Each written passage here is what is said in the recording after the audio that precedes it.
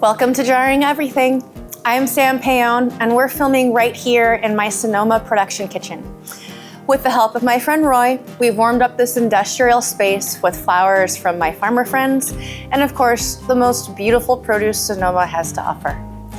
My goal with this series is simple: to show approachable ways to think about ingredients differently. In a time where so much feels uncertain, learning how to create your own shelf-stable foods is more than a kitchen skill. It's a powerful, hopeful act. You'll notice what I call my general-ish percentages. Fermentation works anywhere from 2 to 5% salinity, but I still use a gram scale to keep it simple and approachable. Together, we will ferment, pickle, and preserve what's in season, and explore how these traditions can nourish us in new ways. This is my kitchen, my community, and my home. Welcome in. Hi everyone. Welcome to Jarring Everything, our hyper-seasonal outlook on preservation. I'm Sam Payon, and each episode we look at seasonal produce and the many ways to preserve it. Today we're diving into stone fruit, cherries, apriums, which is a cross between apricots and plums, and peaches. 3 fruits that capture the essence of summer and preserve beautifully in different ways. Okay, my jars are sanitized, my pot is ready, and first on the list today are pickled cherries.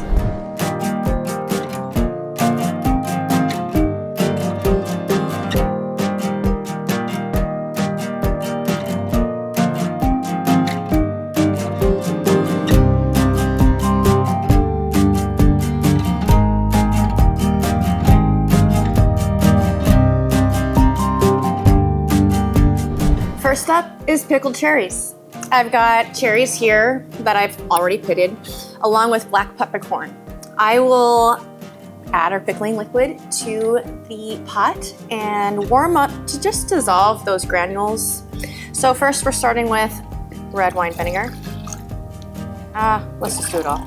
Red wine vinegar, water, a little pinch of salt, always, black peppercorn, and our raw sugar.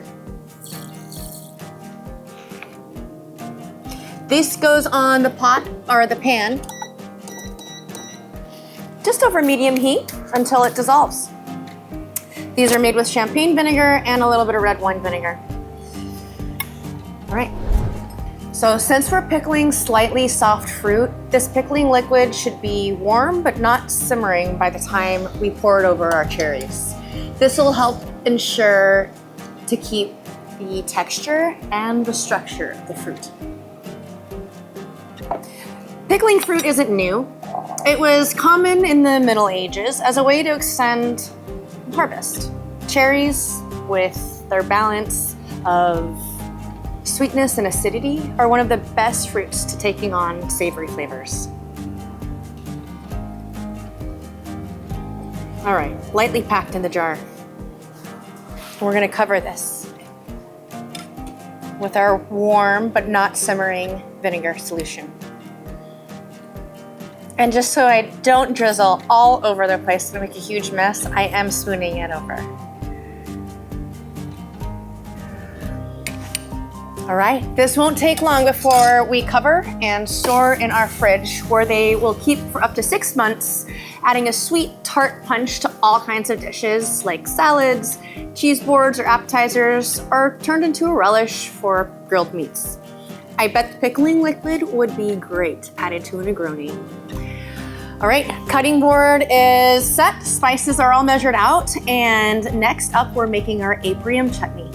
This recipe combines apriums, a cross of apricots and plums, with caramelized onions, cinnamon, cumin, coriander, a little bit of clove, cardamom, and turmeric, and a little bit of sugar and apple cider vinegar. I have our caramelized onions going into our pot. And this is going to go on medium heat. We're going to add our apriums. This is actually a perfect way to use seconds or non-perfect fruits. Overripe fruits are usually the tastiest anyway, so I actively seek out fruits like that for projects like these.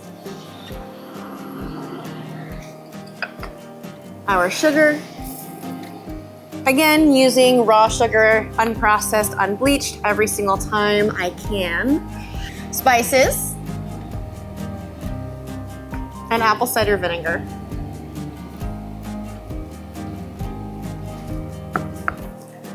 Let's give this a nice little stir. And cook it down. Oh my God, it's ridiculous. Chutneys originated in India and spread globally through the trade during the colonial era. They were one of the earliest fusion preserves, combining fruit, spice, sugar, and vinegar to create something sweet, savory, and long-lasting. After about 40 minutes, everything has come together and melted together into this flavorful, deep, bright condiment with perfect texture from those meaty apriums. This goes into our sanitized jar and completely cooled before we top it off and store it in our refrigerator where it's gonna keep for at least up to a year. I love to pair this with roasted game like duck or lamb, or alongside carrots, or spread on sandwiches, or served on cheese boards.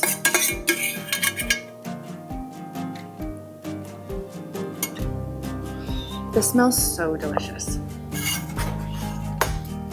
Our last project today is a peach shrub.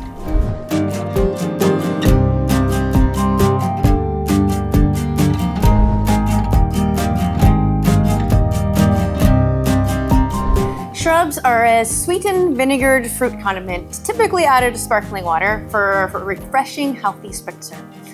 This one is made with peaches, honey, homemade red wine vinegar, and a pinch of salt. First step is macerating the peaches. I've already tossed these peaches in raw honey and seasoned with a pinch of salt. I did throw in a little cardamom pod just for the fun of it. So this goes into our blender, and we blend it up. After the fruit starts to break down, at least a few hours later, this goes into the blender, purees, strained if you really think that you didn't puree that spice at all completely enough, but I have faith in this blender.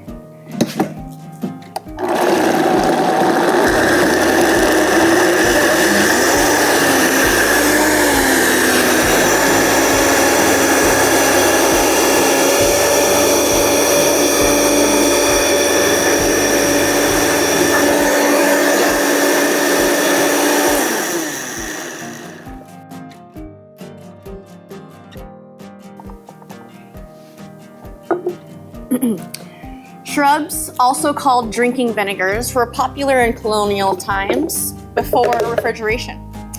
They were originally made as a way to stabilize our fruit syrups through summer and then mixed with spirits as a refreshing drink.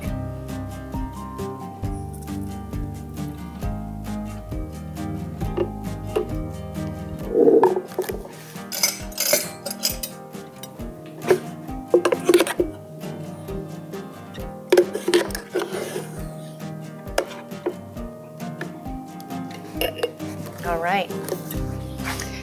We're adding equal parts red wine vinegar to this.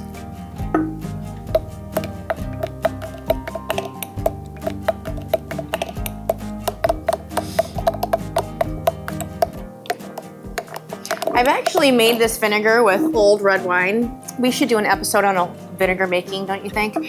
Here's our finished peach shrub. You could use this to mix in sparkling water, for cocktails, or for a bright spritzer.